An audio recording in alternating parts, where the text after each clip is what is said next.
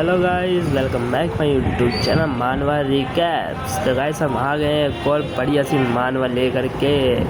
तो चलो स्टार्ट करते हैं। बात उन दिनों की है जब हमारा कॉलेज खत्म हो रहा था। कॉलेज की सबसे सुंदर लड़की हमारी यूनिवर्सिटी क्वीन नुआन मेरे पास आई और मेरे हाथ में 40 लाख थमा दिए। कहने लगी मुझसे 3 साल के लिए कॉन्ट्रैक्ट मैरिज कर लो। मैंने भी हाँ कर दी, पर उन 3 सालों के चक्कर में मैं ये भूल ही गया कि ये सब बस एक दिखावा था। आज सुबह जब मैं नींद में था तो गलती से उसके बिस्तर पर जा लेटा, पर भाई उसने तो मुझे लात मारकर नीचे गिरा दिया। चिल्लाकर बोली, कमीने मुझे हाथ भी मत लगाना। बस वही मेरा दिल टूट गया। पिछले 3 सालों से मैं अपनी आत्मा और शरीर दोनों पर ये जुल्म सह रहा था, पर आज बस हो गया भाई, अब और नहीं सहा जाता। ब्रेकफास्ट की टेबल पर सब शांत था, तभी मैंने बम फोड़ा।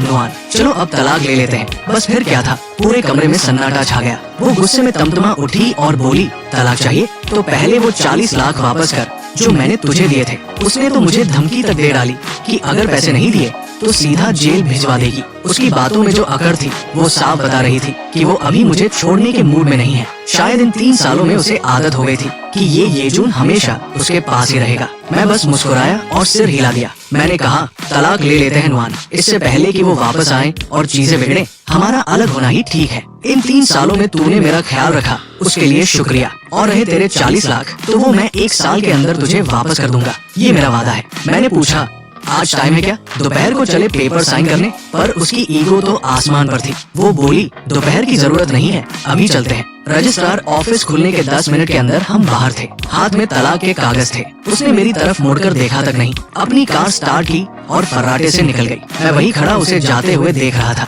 मन में बड़ी कड़वाहट थी, पर वो अभी 200 मीटर में नहीं गई थी कि उसके फोन की घंटी बजी और उसने गाड़ी किनारे रोक दी। फोन उठाते ही दूसरी तरफ से वो खास दोस्त बोला, नुआन, कल रात उस लड़के ने मेरा फोन क्यों उठाया था? मैं तो तुझे ये खुशखबरी देने वाला था कि मैं वापस आ रहा हूँ। उसने आगे कहा, जब मैंने उसे सब बताया तो वो बड़े मजे से बोला कि उसे सब पता है। क्या तुम दोनों के बीच, तुम समझ रही हो न मैं क्या कह रहा हूँ? नुआन ने चिनकर कहा, फालतू की बातें मत सोच। कल मेरा फोन नीचे रखा था, बस इसलिए उसने उठा लिया। और कुछ कहना है? मैं बहुत बिजी हूँ। फोन पर किसी और औरत की आवाज सुनकर नुआन ने झट से फोन काट दिया। उसे अचानक एहसास हुआ कि वो कितनी बड़ी बेवकूफ थी। उसे लगा जैसे उसका दिमाग घास चरने गया था जो उसने ऐसे आवारा लड़के को पसंद किया। ऊपर से ये तलाक का तनाव, पेट में दर्द और अजीब सी बेचैनी। उसका ऑफिस जाने का मन ही नहीं हुआ। नुआन, जो ऑफिस की वाइस प्रेसिडेंट थी और कभी छुट्टी नहीं मारती थी, आज अचानक गायब थी। सब हैरान थे कि आखिर हुआ क्या। वो सीधे अपने घर पहुंची। अपनी माँ चेन नुआनकियों के कमरे का दरवाजा धक्का देकर खोला।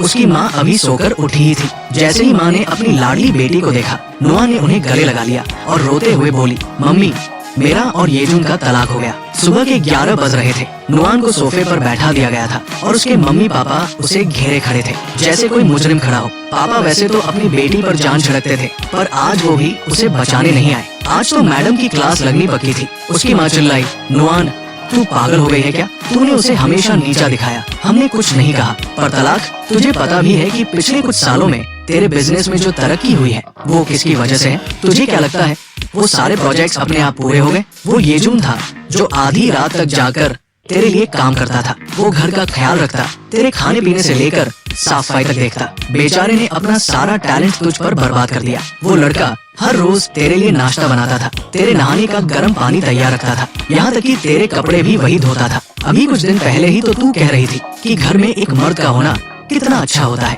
और अब कह रही है कि तलाक ले लिया। सच में उस बेचारे की किस्मत ही फूटी थी जो उसे तेरे जैसी लड़की मिली। माँ की डांट सुनकर नुआन का चेहरा उतर गया, पर वो भी कहाँ चुप बैठने वाली थी। पलट कर बोली, मम्मी, मैं आपकी बेटी हूँ या वो? और आपकी जानकारी के लिए बता दूं कि तलाक उसने मांगा है, मैंने नहीं। आपकी बेटी को उसने छोड़ दिया है। ये सुनते ही पापा से रहा नहीं गया। उन्होंने फोन निकाला कि अभी उस लड़के की खबर लेते हैं। उनकी नजर में उनकी बेटी दुनिया की सबसे बेस्ट लड़की थी। भला कोई उसे कैसे छोड़ सकता है? पर फोन लगने से पहले ही माँ ने जोर से डांटा, आपको शर्म नहीं आती उसे फोन करते हुए? अगर उसने पलटकर ये कह दिया कि नुआन के दिल में कोई और है तो क्या जवाब दोगे? क्या तुझे लगता है मुझे नहीं पता कि तू उस डू परिवार के लड़के के इंतजार में बैठी है?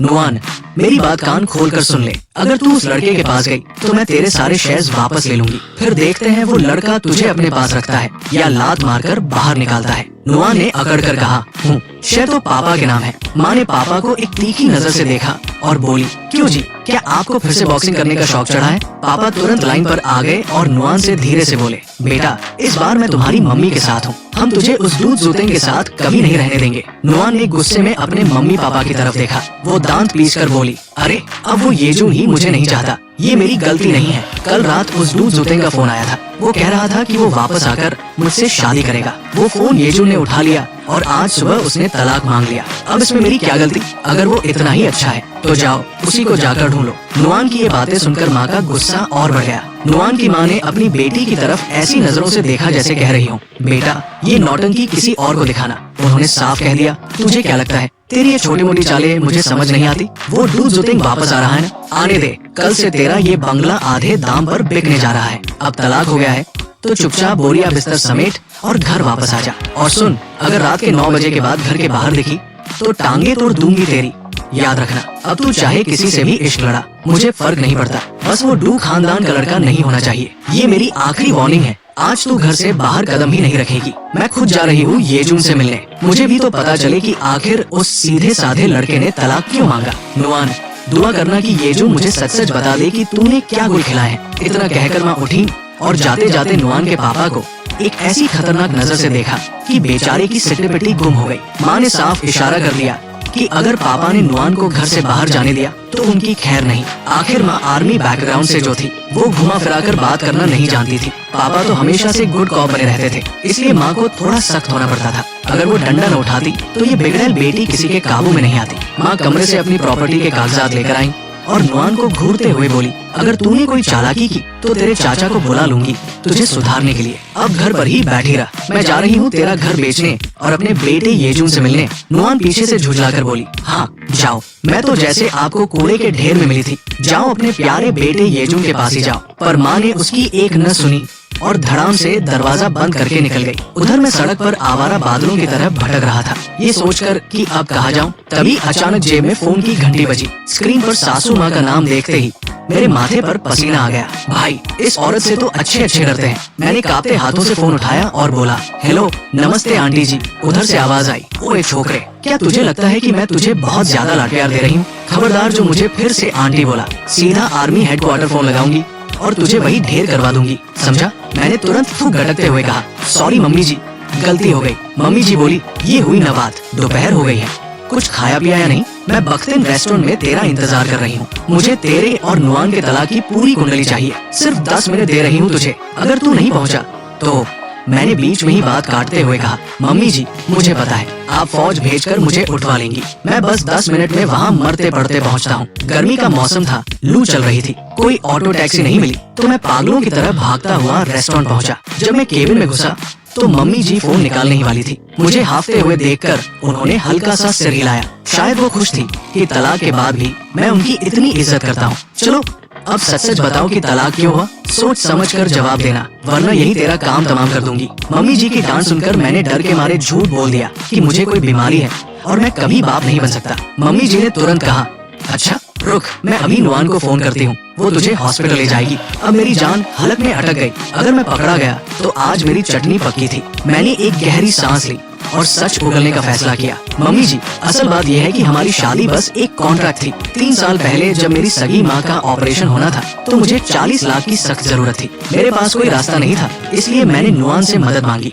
उसने मेरी मजबूरी का फायदा उठाया और मुझे कॉन्ट्रैक्ट पति बना लिया ताकि वो आप दोनों के दबाव से बच सके। अब उस कॉन्ट्रैक्ट के 3 साल पूरे हो गए हैं, इसलिए मैंने उसे आजाद कर दिया। मैं उसकी जिंदगी और खराब नहीं करना चाहता था। मैंने सारा इल्जाम अपने सिर ले लिया ताकि नुआन बच जाए। पर सासू माँ का ध्यान तो कहीं और ही था। उन्होंने मेरी बात काटकर अजीब सा सवाल पूछा, क्या मैं तुझे बहुत बूढ़ी दिखती हूँ? मैं हकबकाया, नहीं मम्मी जी, आप तो जरा भी बूढ़ी नहीं लगती। बूढ़ी शब्द तो आपकी डिक्शनरी में होना ही नहीं चाहिए। सच कहूँ तो जब आप बाहर निकलती हैं तो लोग समझते हैं कि आप और नुआन बहनें हैं। ये सुनकर मम्मी जी के चेहरे पर मुस्कान आ गई। फिर वो गंभीर होकर बोली, कॉन्ट्रैक्ट मैरिज? हाँ, तो क्या इन 3 सालों में तुझे उससे प्यार नहीं हुआ? देखो, मेरी बेटी में कमियां बहुत है। वो आलसी है, कामचोर है और बस दिखावा करती है कि उसे सफाई पसंद है। सच तो ये है कि वो बहुत बड़ी आलसी है। पढ़ाई और शक्ल सूरत के अलावा उसमें कोई खास खूबी नहीं है, पर फिर भी क्या तुझे उसके लिए कभी कुछ महसूस नहीं हुआ? इतने सालों में तो एक पालतू कुत्ते से भी लगाव हो जाता है। अरे मेरा मतलब तुझे कुत्ता कहना नहीं था,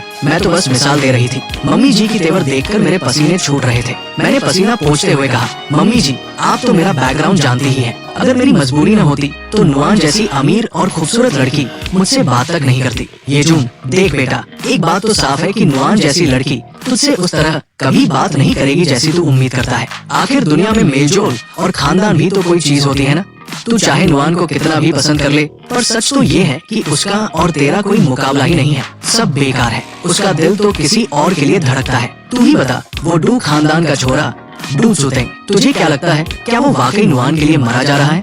अरे नहीं, उसकी नजर तो नुआन के उन शेयर्स पर है जो शुआंगजांग ग्रुप में उसके नाम है। सिर्फ ये पागल नुआन ही है जिसे लगता है कि उसका वो डू सुतेंग उससे सच्चा प्यार करता है। और तूने तलाक लेने से पहले एक बार अपनी इस माँ को बताना भी जरूरी नहीं समझा? अब देख क्या रायता फैल गया है। वो डू वापस आ गया है। ये नुआन तो निरा बुद्धू है जो खुद चलकर आग में कूदना चाहती है। क्या वो चाहती है कि हम दोनों की पूरी उम्र की कमाई उस डू फैमिली की झोली में चली जाए? कभी कभी तो मुझे सच में अफसोस होता है कि काश मेरा एक बेटा होता तो आज ये दिन न देखना पड़ता। सासू माँ की ये बातें सुनकर मेरी तो बोलती बंद हो गई। अब भाई इस पर मैं हाँ बोलता तो भी फंसता और ना बोलता तो भी। खैर शुक्र है कि मम्मी जी ने मुझे और ज्यादा नहीं कुरेदा। उन्होंने अपने पर्स से 10 लाख रुपए निकाले और मेरी तरफ बढ़ा दिए। कहने लगी, तलाक हो गया सो हो गया। मैं कोई पुराने ख्यालात की औरत नहीं हूँ। पिछले 3 साल तूने मुझे मम्मी कहा है। अब भले ही तू मेरा दामाद न रहा हो, पर मेरे लिए तो तू मेरे आधे बेटे जैसा ही है।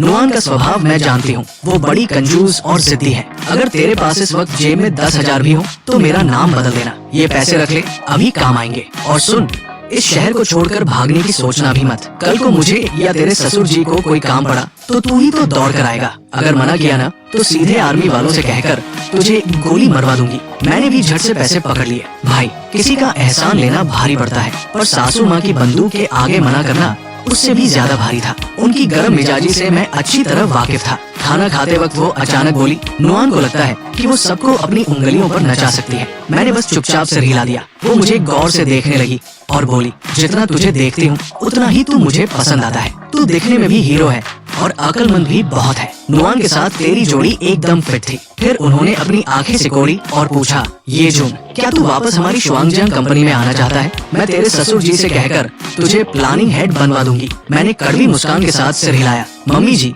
मजाक मत कीजिए। अगर मैं वापस कंपनी गया तो नुआन को लगेगा कि मैं अब भी उसके पीछे पड़ा हूँ। अब तलाक हो गया है तो दूरी बनाए रखना ही बेहतर है। वैसे भी कंपनी के आधे लोग तो जानते ही नहीं कि मैं उसका पति था, पर जो जानते हैं वो बातें बनाएंगे। ऊपर से वो डू वापस आ रहा है। अपनी एक्स वाइफ को किसी और के साथ घूमते देखना, भाई दिल में तो चुभन होगी ही। इसलिए मुझे अपनी एक छोटी सी जिंदगी शांति से जीने दीजिए। मम्मी जी के चेहरे पर थोड़ी निराशा दिखी। उन्होंने एक ठंडी आह भरी। बेटा तेरी ये जो खुददारी है ना, वो तूने हम पर तो खूब दिखाई, पर उस बुद्धू नुआन पर कभी नहीं दिखाई। उसे तो आज भी यही गलतफहमी है कि उसने तुझे सब कुछ सिखाया है, जबकि असली हुनर तो तेरा था। अगर तू अड़ाई है तो मैं जिद नहीं करूंगी, पर सुन अभी दोबारा शादी की जल्दी मत करना। अगर कोई लड़की पसंद आए तो पहले मुझे बताना। अगर वो सीधी तरह नहीं मानी तो हम पैसों की गड्डियां मारकर उसे मना लेंगे। मैंने हंसकर कहा, मम्मी जी अभी मेरा प्यार व्यार का कोई इरादा नहीं है। पहले खुद को संभालूं, रहने के लिए एक घर देख लूं, फिर सोचूंगा। तभी मम्मी जी का फोन फिर से बज उठा। ये चौथी बार था।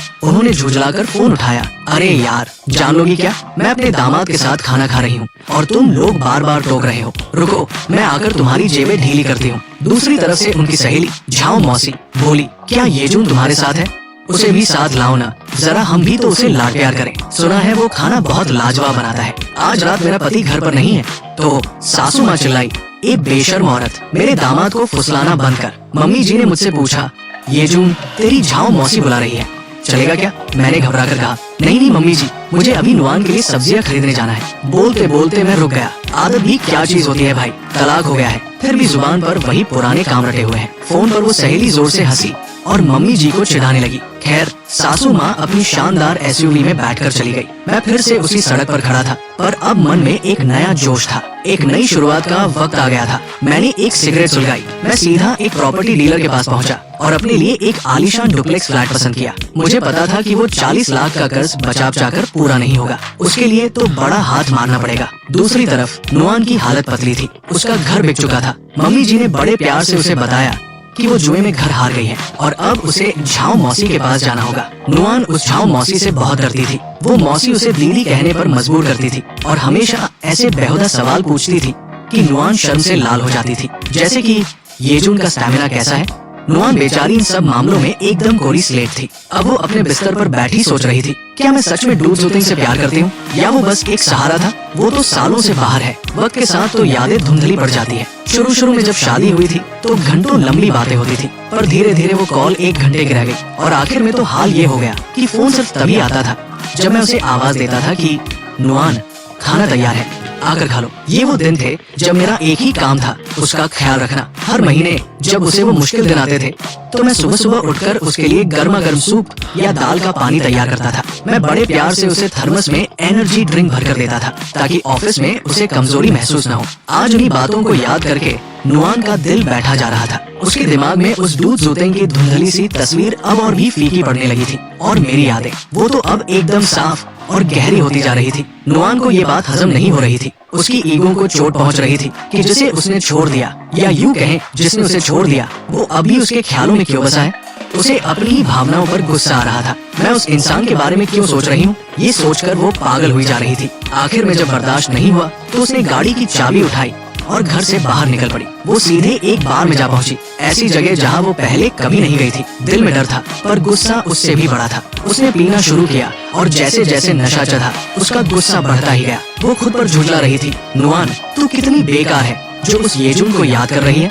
उस लड़के में आखिर है क्या, सिवाय इसके कि वो खाना बहुत लाजवाब बनाता है, घर को शीशे की तरह चमका कर रखता है, कपड़े एकदम कड़क धोता है, दिमाग का तेज है और दिखने में किसी हीरो से कम नहीं। बस यही सब तो है। पर सबसे बड़ी बात तो ये कि उस मामूली लड़के की हिम्मत कैसे हुई मुझे तलाक देने की। नशा इतना बढ़ गया था कि उसे होश ही नहीं रहा। उसके दिमाग से डू जुतेंग तो गायब ही हो चुका था, बस मैं ही मैं था। तभी एक आदमी उसके पास आया। नमस्ते सुंदरी, क्या मैं आपको एक ड्रिंक पिला सकता हूँ। नुआन बस अकेले शांति से पीना चाहती थी। उसने उस 40 से 41 साल के आदमी को ऊपर से नीचे तक देखा जो ब्रांडेड कपड़े पहनकर टशन मार रहा था। नुआन ने आप देखा न ताप उसे औकात दिखाना शुरू कर दिया। मेरा सालाना पैकेज करोड़ों में है, हाथ में जो घड़ी पहनी है ना वो लाखों की है, और घर में जो रिश्तेदार हैं वो बड़े बड़े सरकारी अफसर हैं। मुझे तेरी एक ड्रिंक की जरूरत नहीं है, चल निकल यहाँ से। वो अधेड़ उम्र का आदमी मुस्कुराया और चुपचाप खिसक लिया। उसे समझ आ गया था कि ये औरत कोई मामूली चीज नहीं है। पर जैसे ही नुआन वहाँ से उठने वाली थी, एक टपोरी टाइप लड़का उसके पास आ गया।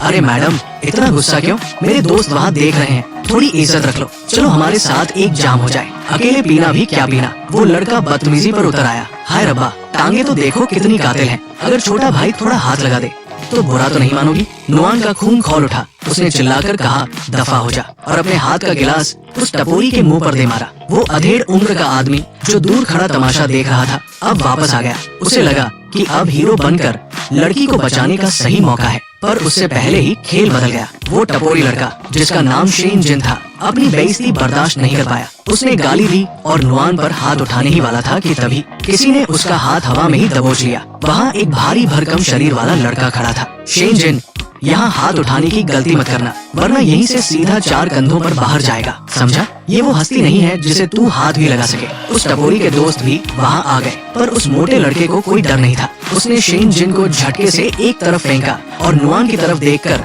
बड़ी तमीज से मुस्कुराया। नमस्ते भाभी जी, आप यहाँ अकेले क्या कर रही हैं?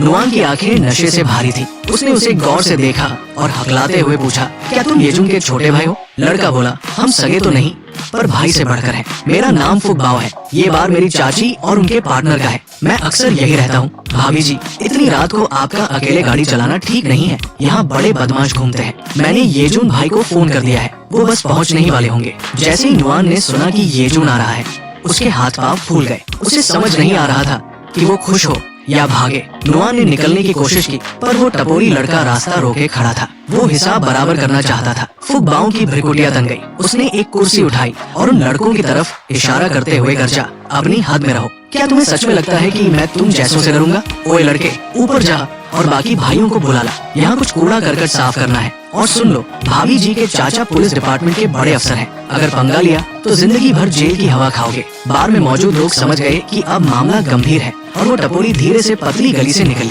वो अधेड़ उम्र का नकली हीरो भी निराश होकर खड़ा रहा, क्योंकि उसका दाव खाली चला गया था। पर वो रुक गया ये देखने के लिए कि आखिर इस सुंदर लड़की का पति कौन है। नुआन लड़खड़ाते हुए बार से बाहर निकल ही रही थी कि तभी सामने से कोई आया। इससे पहले कि वो गिरती, एक जोड़ी मजबूत हाथों ने उसे प्रिंसेस स्टाइल में अपनी गोद में उठा लिया। वो मैं था। फुकबाओ मुस्कुराते हुए किनारे हट गया और बार के बाकी लोग भी समझ गए कि असली हीरो की एंट्री हो चुकी है। मैंने नुआन को डांटते हुए कहा, पीकर गाड़ी चलाने की हिम्मत कैसे हुई तुम्हारी? अगर आज फुकबाओ यहाँ न होता तो सोचो तुम्हारा क्या हाल होता। तुम्हें अपनी इज्जत की फिक्र नहीं है तो कम से कम होश तो रखा करो। नुआन मेरी गोद में दुखी हुई थी, पर उसकी आंखों में एक अजीब सी शरारत और सुकून था। वो मेरी गोद में किसी राजकुमारी की तरह सिमटी हुई थी, पर शर्म के मारे उसने अपने दोनों हाथों से चेहरा ढक लिया था। शायद वो नहीं चाहती थी कि मैं उसे इस हालत में देखूं। मैंने भी ज्यादा कुछ नहीं कहा और चुपचाप उसे लेकर बार से बाहर निकल आया। पर भाई, जैसे ही बाहर की ताजी हवा उसे लगी, मैडम ने आप देखा न ताव और सीधा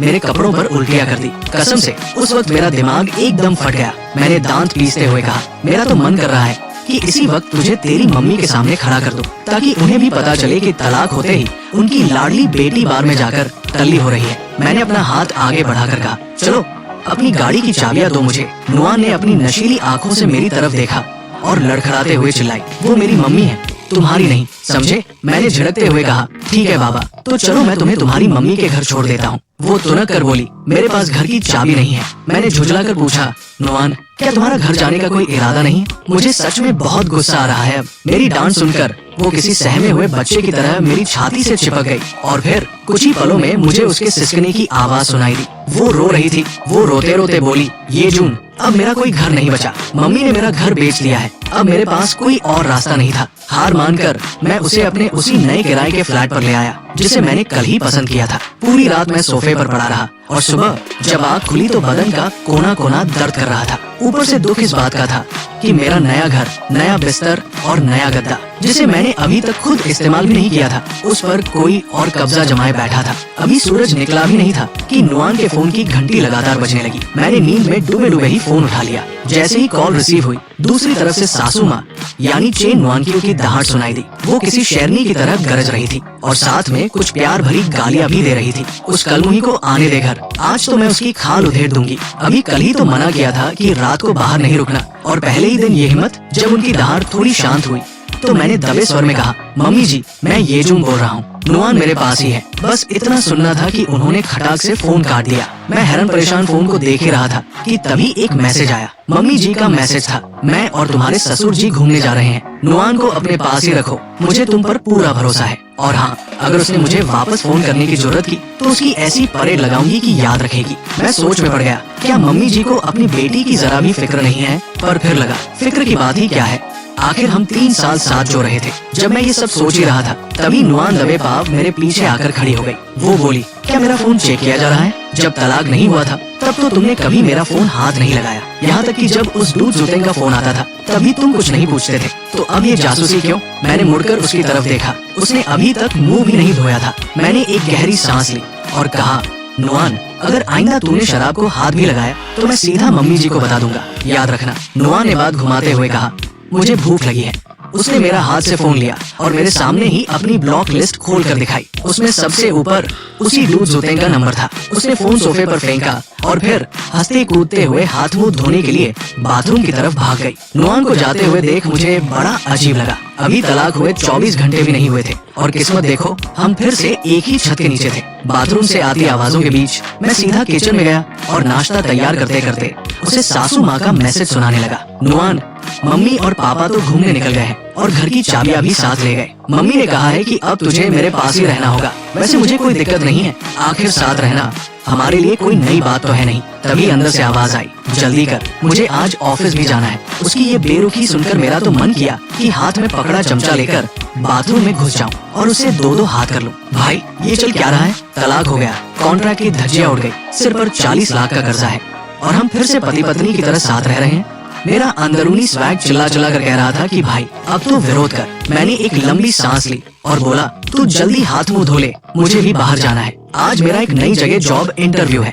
इंटरव्यू। नुआ ने बाथरूम के दरवाजे से अपनी आधी मुंडी बाहर निकाली और शक भरी नजरों से पूछा, कल रात तूने मेरे कपड़े धोकर एकदम चकाचक कर दिए थे। वैसे एक बात बोलूं, तू नौकरी वोकरी छोड़, तू मेरा पर्सनल हाउस हेल्पर क्यों नहीं बन जाता? उसकी बात सुनकर मेरा खून खौल उठा। नहीं भाई, अपनी एक्स वाइफ और उसके पुराने आशिक को चिपका हुआ देखने के लिए मैं अपनी इज्जत का कचरा नहीं करूंगा। भले ही हमारी शादी एक सौदा थी, पर आखिर मैं भी तो एक मर्द हूँ, मेरी भी कोई सेल्फ रिस्पेक्ट है। जब मैंने कहा कि उसे वो डूड ज़ुतेंग पसंद है, तो वो चहक कर बोली, तू जल रहा है ना? सच बता, क्या तू मुझे पसंद करता है? मैं चुप रहा। उसने फिर से वही सवाल दागा तो मैं बिना कुछ बोले नाश्ता लेकर किचन से बाहर आ गया। वो पीछे पीछे आई और बोली, बस एक बार बोल दे कि तुझे जलन हो रही है, मैं उस डू को घास भी नहीं डालूंगी। मैंने झुठलाकर कहा, हाँ मैं जल रहा हूँ। अब खुश? अब चुपचाप नाश्ता कर ले, क्योंकि बदकिस्मती से मुझे फिर से तेरी देखभाल करनी पड़ रही है। वो बड़े नखरे से बोली, ये तो तेरा सौभाग्य है। तुझे पता भी है कल रात बार में कितने लड़के मुझे डिनर पर ले जाने के लिए मरे जा रहे थे। हम दोनों ने एक बात गौर नहीं की थी, तलाक के बाद हमारे रिश्ते का मिजाज बदल गया था। अब मैं उसके सामने हाथ जोड़कर खड़ा रहने वाला गुलाम नहीं था, और नुआन भी मुझे नौकर की तरह ट्रीट नहीं कर रही थी। उसे डर था कि कहीं मैं रात वाली बात न छेड़ दूं। और जब मैंने कहा कि मुझे जलन हो रही है, तो मैडम का चेहरा गुलाब की तरह खिल गया। उसे यहाँ रुकने में अब कोई ऐतराज नहीं था, जबकि मेरा मन अंदर ही अंदर रो रहा था कि भाई तेरी हालत तो फिल्म के उस साइड कैरेक्टर जैसी हो गई है जिसका कटने वाला है। खैर 40 लाख तो चुकाने ही थे। खाते खाते मुझे विंग ग्रुप से बुलावा आ गया कि आज इंटरव्यू के लिए आ जाओ। मैं अपनी नई उम्मीदें लेकर उनके हेड ऑफिस की तरफ चल दिया। जैसे ही मैं ऑफिस की सीढ़ियां चढ़ने वाला था, तभी एक लाल रंग की पिकअप गाड़ी किसी आंधी की तरह आई और मेरे नाक के सामने से कट मारते हुए निकल गई। भाई डर के मारे मेरी तो सिट्टी पिट्टी गुम हो गई। मेरा सारा कॉन्फिडेंस एक पल में हवा हो गया। जब मैं होश में आया तो देखा वो गाड़ी थोड़ी दूर जाकर रुकी। उसमें से एक औरत उतरी, काली स्कर्ट और 3 से 4 इंच की हाई हील्स में। बंदी दिखने में तो एकदम बॉम्ब थी, पर मेरी नजर में वो एक खूनी थी जिसने अभी अभी मुझे यमराज के दर्शन कराए थे। इससे पहले कि मैं जाकर उससे झगड़ा करता, वो तेज कदमों से ऑफिस के अंदर गायब हो गई। मैंने अपनी ठुड्डी खुजलाई और बुदबुदाया, भाई ये लड़की तो पक्का किसी मुसीबत की जड़ लगती है। खैर इंटरव्यू रूम में पहुंचा तो सामने 3 लोग बैठे थे, 2 मर्द और 1 औरत। मुझे ऐसा लगा जैसे पुलिस स्टेशन में मेरा रिमांड लिया जा रहा हो। बीच में बैठी महिला ने बात शुरू की, नमस्ते, पहले अपना इंट्रोडक्शन दे। मैं झा हूँ, यहाँ की HR मैनेजर। मैं आपसे सवाल पूछूंगी और ये 2 सर आपकी काबिलियत को परखेंगे। विंग ग्रुप में हम कर्मचारियों को नौकर नहीं पार्टनर मानते हैं। यहाँ का माहौल दूसरी कंपनियों से थोड़ा अलग और ज्यादा बेहतर है। झाओ जी बड़े प्यार से बात कर रही थी, जिससे मुझे काफी रिलैक्स महसूस हुआ। उन्होंने कंपनी के नियमों के बारे में बताया और पूछा कि क्या मैं आगे बढ़ना चाहता हूँ। मैंने हाँ कर दी। मैनेजर झाओ मुस्कुराई और बोली, हमारी कंपनी में हम काम को बोझ नहीं बनने देते। चलिए अब शुरू करते हैं, अपने बारे में कुछ बताइए। मैंने हल्की मुस्कान के साथ कहा, मेरा नाम येजुन है, उम्र 25 साल, तलाकशुदा हूँ। टुओंग ग्रुप में 3 साल काम करने का अनुभव है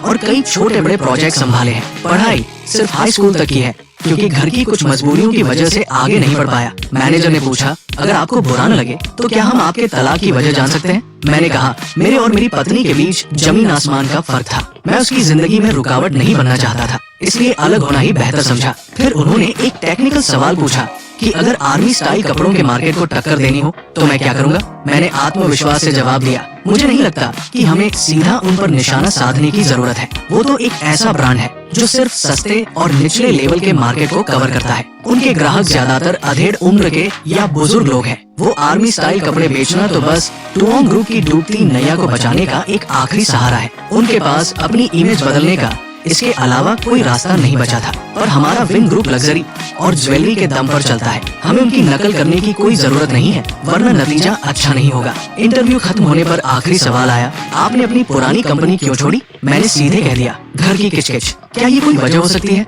मैनेजर झाओ मुस्कुराई और बोली, बिल्कुल, कल शाम तक आपको खबर मिल जाएगी। उम्मीद है हम साथ काम करेंगे। मैं कमरे से बाहर आया, पर दिमाग अभी भी सुन्न था। तभी मुझे कुछ याद आया। मैं पलटा और पूछा, मैडम, नीचे जो वो लाल रंग की खटारा पिकअप गाड़ी खड़ी है, क्या वो आपकी कंपनी की है? ये सुनते ही तीनों इंटरव्यू लेने वालों के चेहरे देखने लायक थे। मैनेजर झाओ झेमते हुए बोली, मिस्टर येजुन, आपको ज्यादा चोट तो नहीं लगी? दरअसल वो गाड़ी कंपनी की ही है। पर मैंने बात काटते हुए कहा, समझ गया, बस एक बार उस ड्राइवर से मेरा सामना हो जाए, कसम से 2 झापड़ रसीद कर दूंगा उसे। आप लोग बुरा मत मानिएगा, पर वो मैडम 8 इंच की हील पहनकर गाड़ी चला रही थी। बाल बाल बचा हूँ, वरना आज मेरा राम नाम सत्य हो जाता। अच्छा चलता हूँ, ये कहकर मैं निकल गया और पीछे वो तीनों एक दूसरे का मुंह ताकने लगे। वो सोच रहे थे कि ये बात रिकॉर्ड में लिखनी चाहिए या नहीं। वैसे भी पूरी कंपनी जानती थी कि वो मैडम पहली बार हील पहनकर ड्राइविंग नहीं कर रही थी। यहाँ का तो नियम बन चुका था, सुबह 9 बजे ऑफिस के सामने वाले चौक को पार मत करो, और अगर करना है तो भागकर फुटपाथ पर चढ़ जाओ। मैनेजर झाओ ने चैन की सांस ली। लड़का बुरा नहीं है, इसे रख लेते हैं। वैसे भी 1 महीने का ट्रायल पीरियड तो है ही, हफ्ते 2 हफ्ते में काम पसंद नहीं आया तो निकाल देंगे। और रही बात उस एक्सीडेंट की, तो समझो वो हमारी कंपनी की तरफ से उसका वेलकम गिफ्ट था। आखिर हम सभी तो उस मैडम की ड्राइविंग झेल चुके हैं, ये तो अब यहाँ की परंपरा बन गई है। मैं लिफ्ट का इंतजार कर रहा था और दिल में अजीब सी घबराहट थी। मुझे लगा कहीं ये मेरे तलाक की बनौती तो नहीं शुरू हो गई। पहले सासू माँ ने क्लास ली, फिर नुआन वापस आ गई। सुबह मरते मरते बचा और अब इंटरव्यू भी कुछ खास नहीं रहा। तभी लिफ्ट खुली, मैं अपनी ही दुनिया में खोया हुआ बाहर निकला ही था कि अचानक सामने से आ रही किसी चीज से मेरा सीना टकराया। एकदम मुलायम सा एहसास हुआ। इससे पहले कि मैं समझ पाता कि माजरा क्या है, मुझ पर थप्पड़ों की बरसात शुरू हो गई और कानों में गूंजी एक तीखी आवाज, अंधा है क्या? सड़क पर चलने की अकल नहीं है? मेरी बॉडी से टकराने की हिम्मत कैसे हुई तेरी? मरना चाहता है क्या? अभी बात पूरी भी नहीं हुई थी कि उस औरत ने मेरे बाल पकड़कर एक झटके में मेरा सिर घुमा दिया। भाई, किसी ने मेरे बाल खींचे,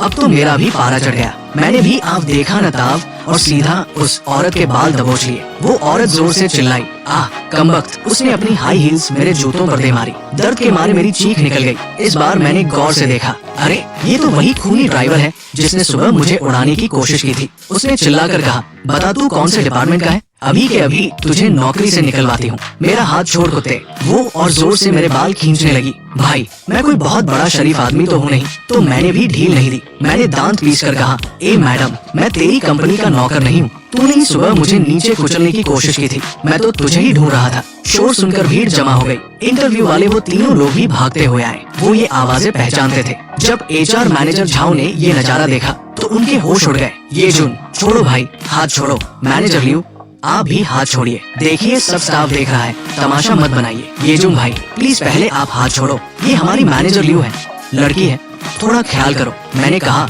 अच्छा तो ये है मैनेजर लियो, ठीक है मैं छोड़ देता हूँ। पर जैसे ही मैंने हाथ ढीला किया, उस औरत ने अपनी हद पार कर दी और सीधा मेरी गर्दन पर काट लिया। मैनेजर झाओ ने बीच बचाव किया और जैसे तैसे मैनेजर लियू को मुझसे अलग किया। हम दोनों अस्त व्यस्त हालत में एक दूसरे को कच्चा चबा जाने वाली नजरों से देख रहे थे। वो औरत जिसका नाम लियू रू यान था, अपना जूता उतारकर मेरी तरफ फेंकने ही वाली थी कि मैनेजर झाओ ने उसे कसकर पकड़ लिया और मुझे इशारा किया कि भाई यहाँ से कट ले। उन्होंने कहा कि वो बाद में फोन करके माफी मांग लेंगी। मैंने एक ठंडी आह भरी और लिफ्ट में घुस गया। हो बड़ी आई मैनेजर, आज का दिन ही बनौती है। इधर लियू रू यान ने अपने बाल ठीक किए और मैनेजर झाओ से पूछा, क्या आप इस बदतमीज को जानती हैं? झाओ ने उसके कपड़े ठीक करते हुए धीरे से कहा, मैम ये आज इंटरव्यू के लिए आया था और सुबह शायद आपकी गाड़ी के सामने आ गया था। रू यान चिनकर बोली, मुझे पता था, ऐसे सुंदर चेहरे वाले लड़कों को देखकर ही मेरा खून खौलता है। जो चीज हाथ न आए उसे कुचल देना ही बेहतर है।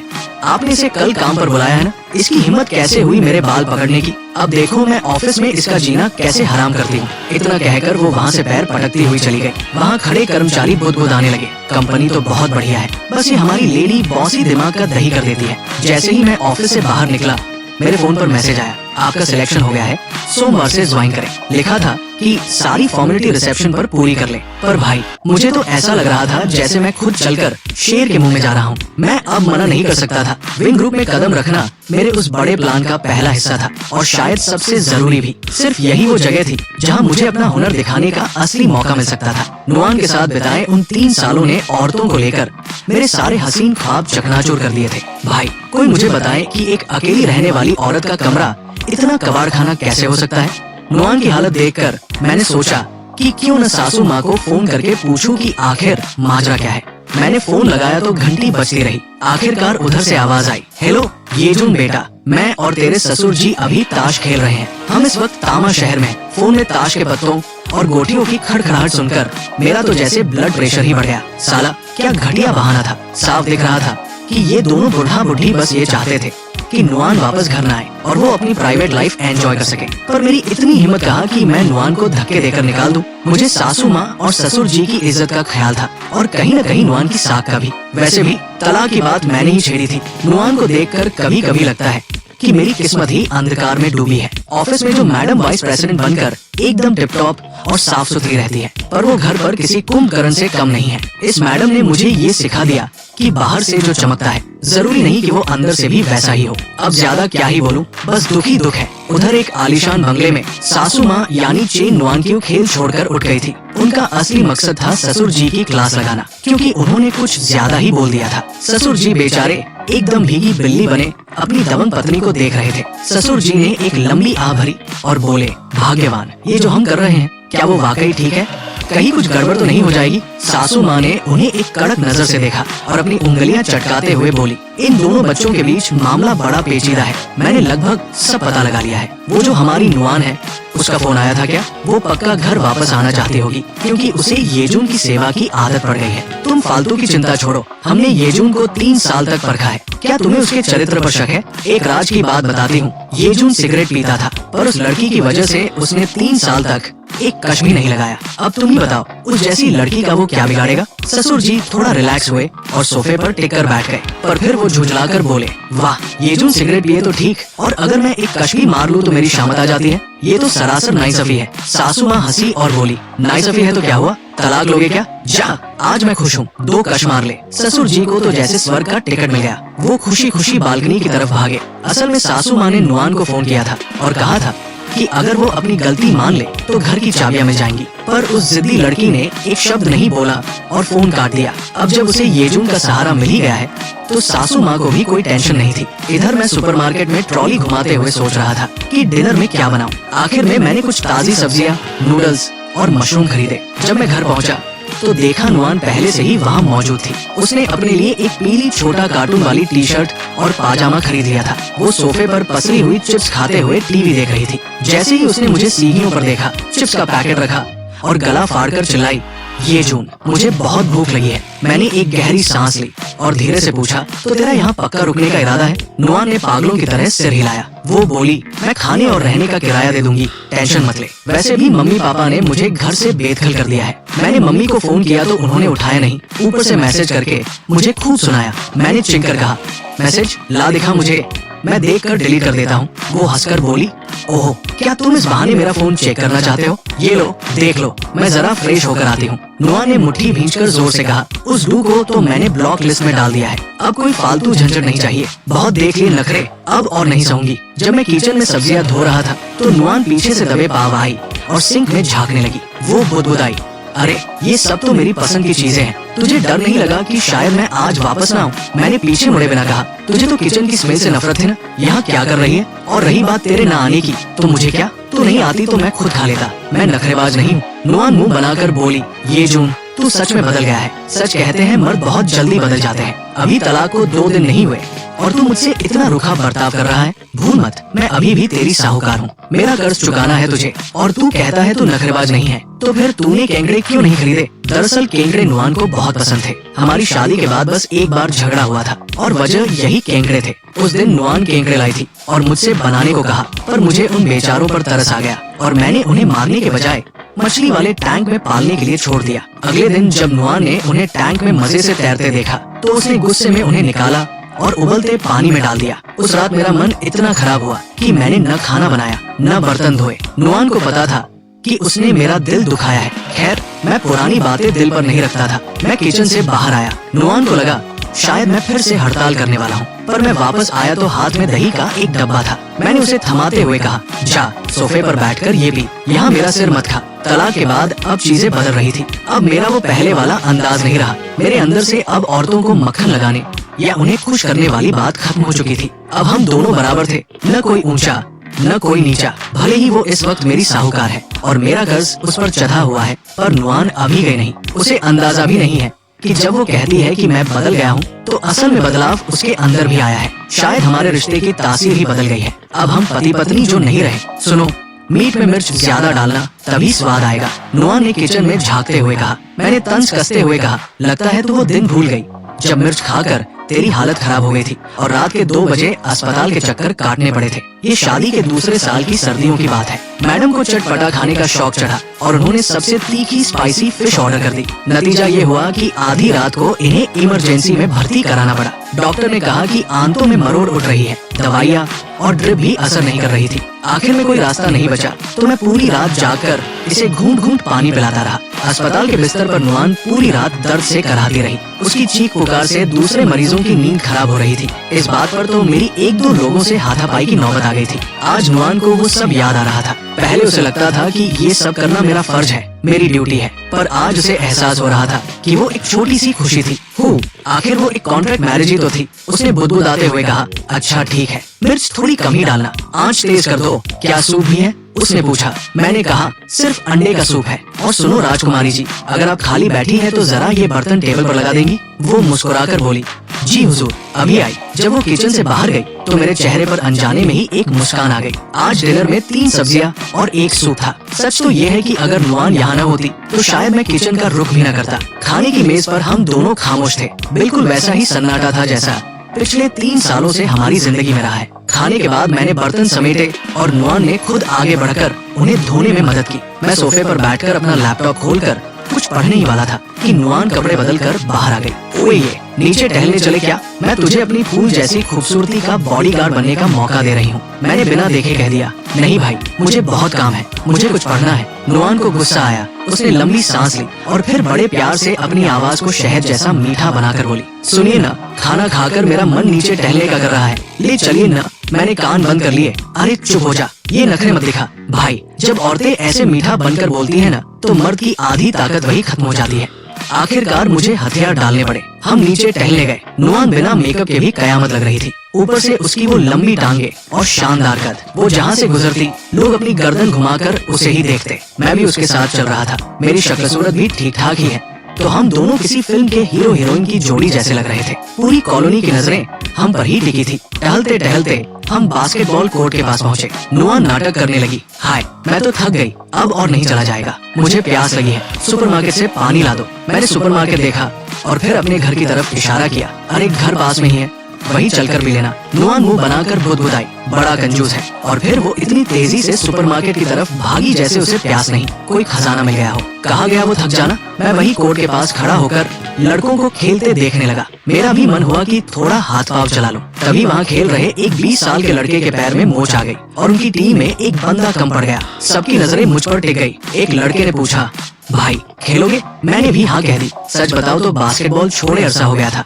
इसलिए शुरू में 2-4 बॉल मिस हो गई और लड़के मुझे कच्चा खिलाड़ी समझकर ताने मारने लगे। अब भाई ईगो पर बात आ गई थी। मैंने अपना जैकेट उतारा और मैदान में उतर गया। इस बार मैंने जल्दबाजी नहीं की, पहले अपनी पकड़ बनाई और फिर जो खेल दिखाया कि सबकी बोलती बंद कर दी। पसीना बहने लगा और हाथ जम गए। 3 पॉइंटर पासिंग और ड्रिबलिंग, मैंने ऐसा जादू दिखाया कि सब दंग रह गए। मुझे खुद पर बड़ा गर्व महसूस हो रहा था। पर तभी अचानक माहौल बदल गया। कोर्ट पर जो लड़के खेल रहे थे वो अचानक ऐसे जोश में आ गए जैसे उन्हें एनर्जी ड्रिंक मिल गई हो। उनकी स्पीड और ताकत अचानक 10 गुना बढ़ गई। वो लोग अब पागलों की तरह डंक मार रहे थे। मैंने पीछे मुड़कर देखा कि माजरा क्या है, तो पता चला कि नुआन वापस आ गई है और किनारे बैठकर हमें देख रही है। वो लड़के नुआन को इम्प्रेस करने के लिए अपनी जान लगा रहे थे। नुआन बेंच पर बैठी फोन पर किसी से बात कर रही थी। शायद कोई स्पैम कॉल या सेल्स वाली लड़की का फोन था। नुआन ने बड़े तेवर में कहा, मुझे कोई सर्विस नहीं चाहिए और मेरे पति वो बाहर का कूड़ा कचरा नहीं खाते। नुआन ने बड़ी मासूमियत और गंभीर आवाज में फोन पर कहा,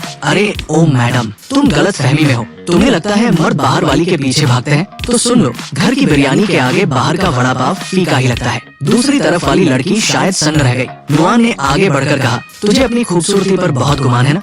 तो सुन, मेरे पति को सिर्फ लंबी टांगों वाली लड़कियां पसंद है। मेरी हाइट 5 फुट 8 इंच है। तेरी कितनी है? 5 फुट भी है क्या? और तड़ाक से फोन काट दिया। उधर गेम खत्म हुआ और उन लड़कों ने आखिरी पलों में मुझे बुरी तरह थका दिया था। सबके सामने मैं पसीने से तरबतर होकर नुआन के पास पहुंचा। उसने बड़े प्यार से मुझे पानी की बोतल थमाई। वहाँ खड़े लड़के हमें देख रहे थे। उनकी आंखों में जलन साफ दिख रही थी कि इतनी सुंदर लड़की का पति है। मैंने पानी गटक लिया और नुआन के हाथ में मौजूद फोन की तरफ देखा। मेरा दिमाग चकरा रहा था। मैंने पूछा, क्या ये मेरा फोन था? नुआन हंसी और सिर हिलाते हुए बोली, अरे नहीं बाबा, कोई स्पैम कॉल था। वैसे मैंने देखा बास्केटबॉल कोर्ट पर उन बच्चों ने तेरी जो रेल बनाई है ना, वो मुझसे देखी नहीं जा रही थी। मुझे लगा बेचारा बुढ़ापे की दहलीज पर खड़ा है, कहीं दम न निकल जाए, इसलिए फोन का बहाना बना लिया। क्यों, कैसा लग रहा है? क्या रिटायरमेंट का वक्त आ गया है? वैसे मिस्टर वाइस प्रेसिडेंट, यहाँ आपकी ये नंबर 1 हसीना मौजूद है, जो किसी भी एनर्जी ड्रिंक से ज्यादा असरदार है। अब चले, वरना ये लड़के जिस तरह मुझे देख रहे हैं, थोड़ी देर और रुके तो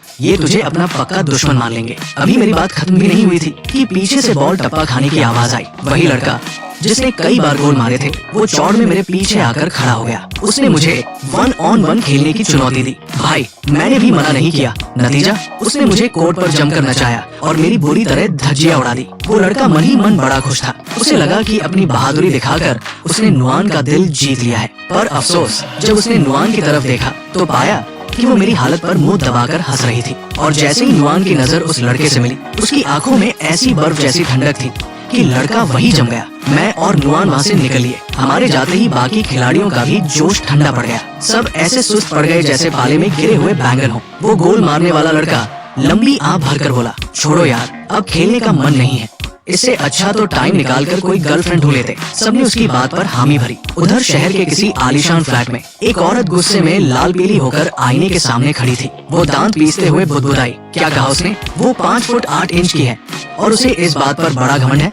अरे, मैं तो उससे भी लंबी, पूरी 5 फुट 9 इंच की हूँ। कमबख्त, ये मेरा इंची टेप ही खराब है क्या? इसमें 5.5 फुट ही क्यों दिखा रहा है?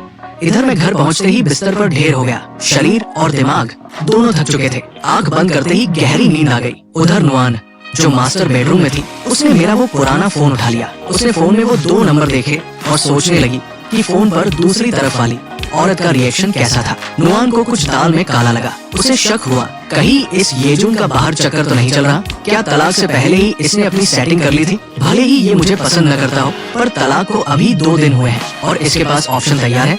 नुआन का पारा चढ़ गया। उसने तुरंत एक नंबर मिलाया। फोन फौरन उठ गया। नुआन, जो अभी गुस्से में थी, फोन उठाते ही एकदम प्रोफेशनल बन गई। वो बड़े प्यार से बोली, मैनेजर, इतनी रात को डिस्टर्ब करने के लिए माफी चाहती हूँ। उम्मीद है आप सोई नहीं होंगी। अब भला वाइस प्रेसिडेंट का फोन आए और कोई कह दे कि सो गया हूँ। मैनेजर ली ने फौरन कहा कि वो जाग रही है। नुआन मुस्कुराकर बोली, सुना है आपकी छुट्टियाँ रिजेक्ट हो गई थी, क्या घर में कोई परेशानी है?